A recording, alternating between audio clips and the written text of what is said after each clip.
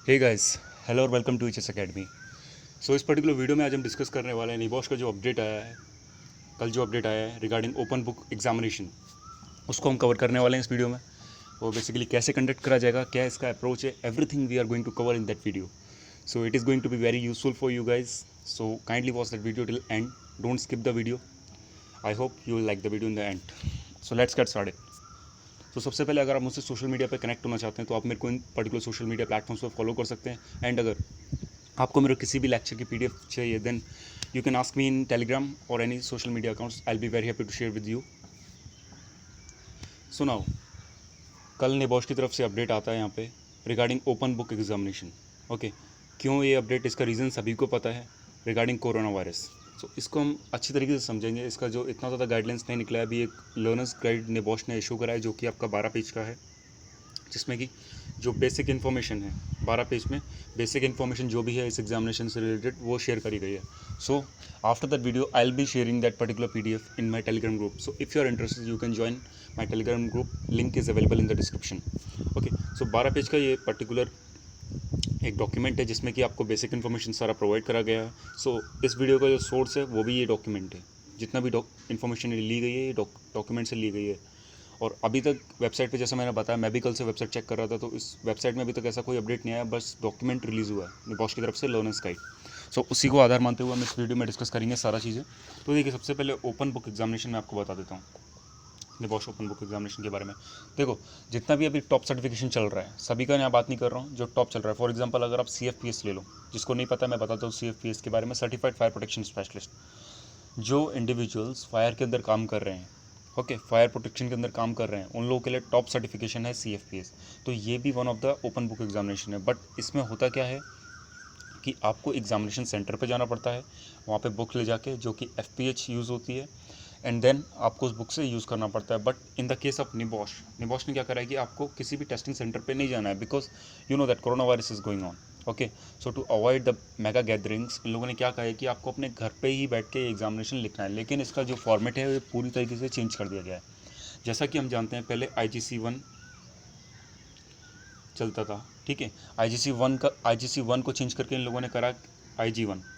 Okay, अब IG1 में क्या चेंजेस है, ये थोड़ा प्रैक्टिकली हो गया। जहाँ पे हमारे पे 3 पेपर होते थे उन्हें 2 में कर दिया, उसमें से भी जो दो में से एक की अप्रोच है वो प्रैक्टिकली बेस हो गई, आपको एक रिस्क असेसमेंट कैरी आउट करना था। सो इसी सीरीज़ में निबॉश ने और ज़्यादा इसे ट्रांसपेरेंट कर दिया है। अब कैसे ट्रांसपेरेंट करा है, सबसे पहले देख लीजिए, जो ये ओपन बुक एग्जामिनेशन है ये किस चीज़ के लिए एप्लीकेबल है, ये पता तो रहना चाहिए किस चीज़ के लिए एप्लीकेबल है। तो सर, ये एप्लीकेबल है सिर्फ आपका IG के लिए। IG एग्जामिनेशन होते थे ना, जो इंटरनेशनल जर्नल एग्जामिनेशंस, उनके लिए ये एप्लीकेबल है। कौन कौन से के लिए, एक तो इंटरनेशनल जर्नल के लिए एज वेल एज NG के लिए, national general. Because as you know NEBOSH के 2 टाइप के जो जनरल सर्टिफिकेट लेवल की जब हम बात करें लेवल 3 के, तो इसमें 2 टाइप के एग्जामिनेशन आते हैं, national general certificate in occupational health and safety और international general certificate in occupational health and safety. So जो NG वाले एग्जामिनेशन है उनमें से जो यूनिट 1 जो है उसके लिए ये एप्लीकेबल है। ओके, बिकॉज जो आपका यूनिट 2 है वो कुछ ज़्यादा इफेक्ट होने नहीं वाला, वैसे भी वो रिस्क असेसमेंट आपको जनरली घर पे कैरी आउट करना था। तो जो यूनिट अफेक्टेड है वो है यूनिट 1। सो इन लोगों ने यूनिट 1 को ही यहाँ टारगेट करा है और इसे ओपन बुक में कन्वर्ट करा है। सो अब ये किस तरीके से कैरी आउट किया जाएगा ये मैं आगे स्लाइड्स में आपके साथ डिस्कस करने वाला हूँ। क्या प्रोसीजर रहेगा, किस तरीके से आपको कंडक्ट करना है। ओके, तो देखिए, सबसे पहले मैं जब इसमें एक बता देता हूँ मेन इन्फॉर्मेशन से पहले, ये 4 चीज़ें हैं जो निबॉश ने स्पेसिफाई करी हैं इस डॉक्यूमेंट में भी, और स्टार्टिंग से निबॉश कहता हुआ आ रहा है, ये आप अवॉइड करें। बिकॉज अगर आप इन सब चीज़ों में फंस जाते हैं ना तो बहुत ज़्यादा दिक्कत हो जाता है आपको इन द नियर फ्यूचर। अब ये चीज़ें होती क्या है, मैं आपको एक बार एक्सप्लेन कर देता हूँ। माल प्रैक्टिस क्या होती है, प्लेगरिज्म क्या होता है, कोल्यूजन क्या होता है, इम्पोर्सनेशन क्या होता है। सो बिकॉज इन चारों चीज़ों की, ये जो 4 चीज़ें आपको दिख रही हैं, इन चारों चीज़ों के चांसेस यहाँ पे ओपन बुक में बहुत ज़्यादा बढ़ जाते हैं। ओके, हालांकि ये ओपन बुक एग्जामिनेशन है तब भी आपको इन 4 चीज़ों को फॉलो नहीं करना है। सो मैं एक्सप्लेन करूँगा आपको मैल प्रैक्टिस सबसे पहले क्या होता है। सो मैल प्रैक्टिस मतलब चीटिंग करना है यहाँ पे, ठीक है। ओपन बुक एग्जामिनेशन है, आपको यहाँ पे कहा क्या गया है कि आपको जो सोर्सेस हैं वो मे भी डिजिटल रिसोर्सेज हो सकते हैं या फिर फिजिकल रिसोर्सेज हो सकते हैं, आप उनका यूज़ कर सकते हैं। लेकिन यहाँ पे आपको चीटिंग नहीं करनी है। चीटिंग इन द सेंस, अगर आपका कोई इंटरव्यू चल रहा है, because interview is one of the part of that interview, so आपको किसी हिडन बंदे को वहाँ पे नहीं लेके आना है, ओके, या फिर किसी की हेल्प नहीं लेनी है। तो ये सब चीज़ें मैल प्रैक्टिस में आ जाती हैं। कॉपी मत ना करें, तो मैल प्रैक्टिस सबसे पहले आपको अवॉइड करनी है। नेक्स्ट आता है आपका प्लेगरिज्म। अब प्लेगरिज्म के बारे में देखते हैं क्या होता है। देखिए, मान लीजिए 2 इंडिविजुअल हैं, ओके, एक आप हैं, एक आपके दोस्त हैं। तो आपने क्या करा कि अपने जो दोस्त का काम है आपने वो कॉपी कर लिया एंड देन सेम का सेम बिना कुछ चेंज करे सब आपने उसमें लिख दिया। जनरली आपको ये अपने उससे करना था, अपने एफर्ट्स डाल के अपनी नॉलेज के अकॉर्डिंग, लेकिन आपने उसका काम ले लिया। तो इस चीज़ पे निबॉश की पॉलिसीज़ प्रोसीजर्स बहुत ही ज़्यादा स्ट्रिक्ट हैं। वो ऐसे इंडिविजुअल को ट्रैक करते हैं कि जो ये प्लेगरिज्म करते हैं। ओके, अगर एक बार आप इसमें डिटेक्ट हो जाते हैं तो ये बहुत बड़ी प्रॉब्लम हो जाएगी आपके लिए। इसमें आपके क्या बोलते हैं जो भी बैन्स वगैरह हैं वो लोग आप पे इम्पोज कर देंगे।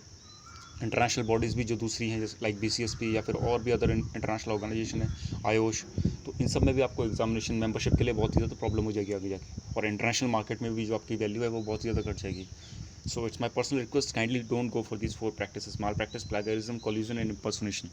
Okay, थर्ड की बात करते हैं हम यहाँ पे। collusion मीन्स क्या होता है? देखिए, collusion मीन्स क्या होता है कि अगर आपने मतलब अपने इंडिविजुअल किसी भी एक दोस्त को बुला लिया, आप दोनों मिलकर काम कर रहे हैं, जबकि आपने फीस भरा, आपको वो पढ़ना है, आपको सर्टिफिकेट मिलेगा, लेकिन आप दूसरे को बुला के वहाँ पे कंबाइंड एफर्ट से वो काम कर रहे हो, तो ये collusion के अंदर आता है। ये भी आपको अवॉइड करना है पूरी तरीके से, ताकि आप पे कोई भी ऐसा चीज़ ना हो जिससे कि आपके फ्यूचर पे इम्पैक्ट पड़े। ओके, नेक्स्ट आता है आपका इम्पर्सोनेशन। इम्पर्सोनेशन मतलब क्या होता है? आपने अपना जो वर्क है वो किसी और को दे दिया। आजकल होता है ना, अपना वर्क किसी और को दे देते हैं, उसको पैसे दे देते हैं because he have a good knowledge. Okay, आपने उसे ट्रांसफ़र कर दिया और आप कुछ वहाँ पे लर्न करना नहीं चाहते, तो ये भी बहुत बेकार चीज़ है। अब मान लीजिए पास भी हो गया ऐसा करके, आप बच गए मान लीजिए निबॉश की पॉलिसी से, लेकिन आपका फ्यूचर में क्या होगा? कुछ नहीं हो पाएगा। जब तक आप खुद एफर्ट नहीं डालेंगे, लर्न नहीं करेंगे किसी चीज़ को, तो कुछ फ़ायदा नहीं है। जो भी आपने वहाँ पर फीस दिया सब वेस्ट होगा। ओके, सो इन 4 चीज़ों को आपको अवॉइड करना है, याद रखिए। आगे बढ़ते हैं। नाउ क्वेश्चन यहाँ पे अराइज होता है, ये एग्जामिनेशन कब से और कैसे अवेलेबल होगा? ओके, तो देखिए इसके ऊपर निबॉश का जो डॉक्यूमेंट रिलीज़ हुआ है लर्नर्स गाइड, तो उसमें इतना ज़्यादा कुछ स्पेसिफिकेशन दिया नहीं है। उन्होंने ये कहा है कि it is in the planning stage. Okay, ये करने वाले हैं, कन्फर्म है, लेकिन इसके जो इन डेप्थ डिटेल्स जो आनी है वो कुछ टाइम बाद आपको मिल जाएंगे, जहाँ पे भी आपके जो कोर्स प्रोवाइडर होंगे वो आपको बता देंगे, या फिर जो भी आपके ट्यूटर हैं वो आपको बता देंगे क्या इसमें प्रोसेस रहेगा टोटली। लेकिन हाँ, जनरल गाइडलाइंस इन लोगों ने अवेलेबल कराई हैं अभी, जो मैं आगे डिस्कस करने वाला हूँ। कब से होगा ये, किस डेट से एप्लीकेबल होगा, ये भी बताया नहीं गया है। और हाउ, कैसे इसके लिए हम फॉर्म भर सकते हैं, तो ये भी इतना ज़्यादा क्लियर नहीं है। लेकिन हाँ, लर्निंग पार्टनर जो आपके हैं उन्हीं से यहाँ से काम होने वाला है। आगे बढ़ते हैं वीडियो में। ओपन बुक एग्जामिनेशन फॉर्मेट, तो इसको डिस्कस कर लेते हैं, बहुत ही ज़्यादा इंपॉर्टेंट है। ये किस तरीके से होगा? तो देखिए सर, फॉर्मेट बहुत ही ज़्यादा सिंपल है, कुछ ज़्यादा इसमें है नहीं है। आपको क्या करना पड़ेगा कि आपकी जो यूनिट IG1 है उसको आप थ्राउली पढ़िए। ओके, लेकिन आप थोड़ा पढ़ने का इसको आपको स्टाइल चेंज करना पड़ेगा। पहले आप पढ़ते थे फॉर एग्जामिनेशन पर्सपेक्टिव, मतलब आपको करना क्या रहता था, पढ़ा, जो भी आपने पढ़ रखा है उसको एग्जामिनेशन हॉल में गए वहाँ पे लिख दिया। ओके, मतलब थियोरटिकल बेसिस, थियोरटिकल अप्रोच। यहाँ पे अगर आप देखेंगे तो यहाँ पे थोड़ा प्रैक्टिकल अप्रोच है। किस तरीके से जो आपका एग्जामिनेशन होगा वो आपका बेसिकली सिनेरियो बेस्ड होगा। ओके, एक आपको सिनेरियो दिया जाएगा, मैं आपको सिनेरियो एक्सप्लेन कर देता हूँ इस वीडियो में सबसे पहले। देखिए, सिनेरियो में क्या होगा कि आपको फॉर एग्जांपल मान लीजिए कोई ऑर्गेनाइजेशन दे दी। ओके, ऑर्गेनाइजेशन में आपको बता दिया कि भाई यहाँ पे ऐसे करके एक्टिविटीज़ हो रही हैं।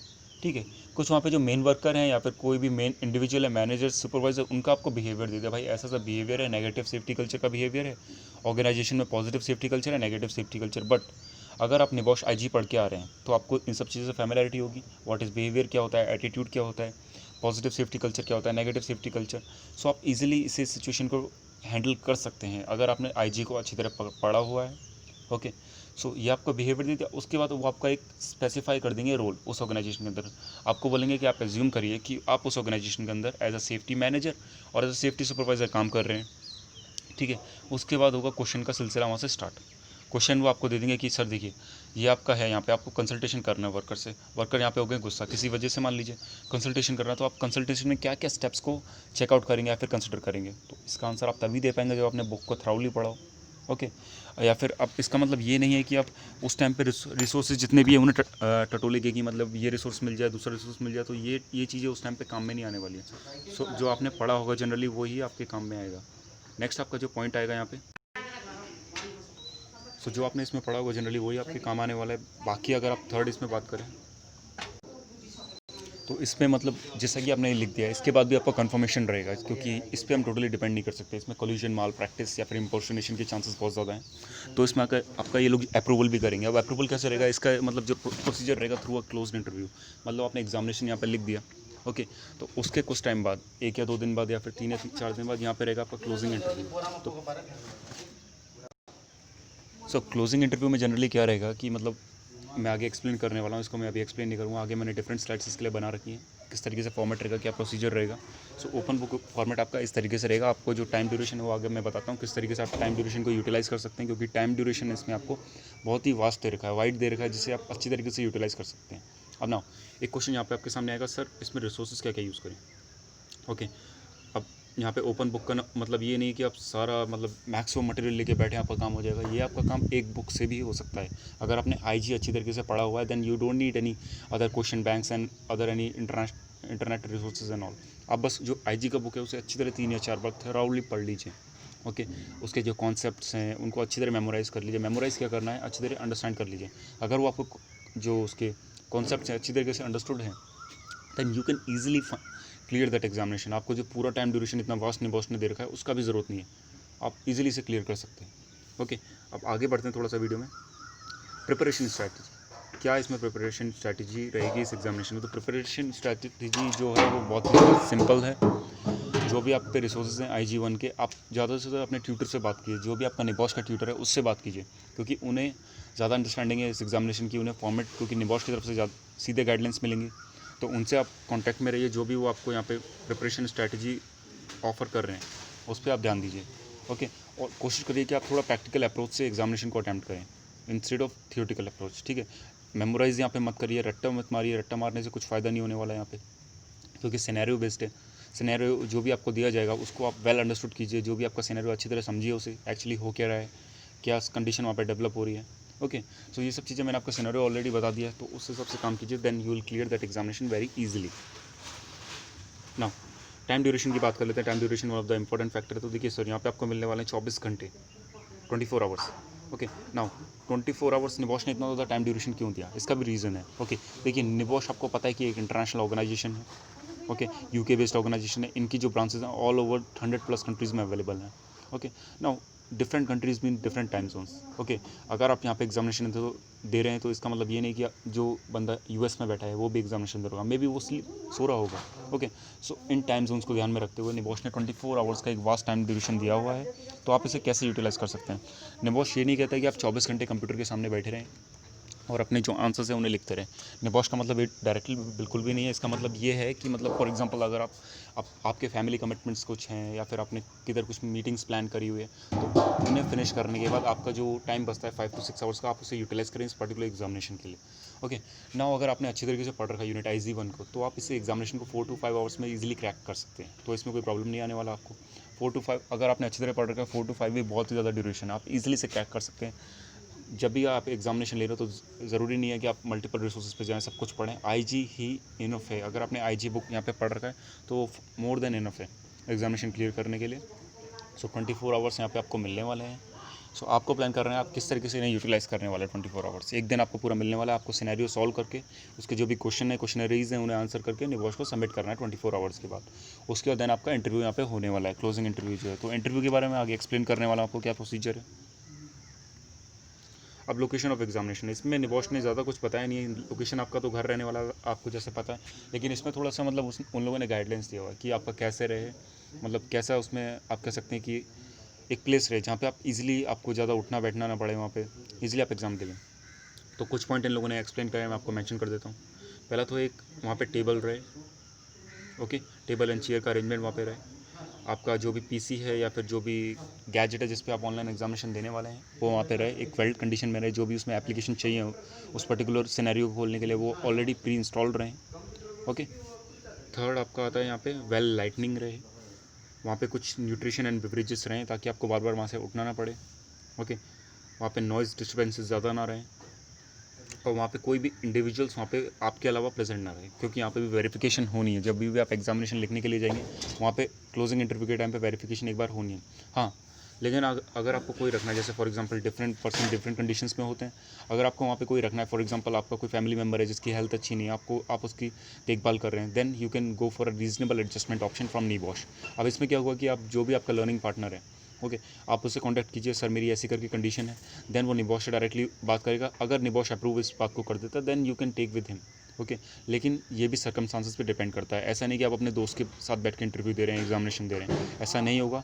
निबॉश कंडीशन को इवैल्यूएट करेगा, देन आपको अप्रूवल वहाँ से देने वाला है।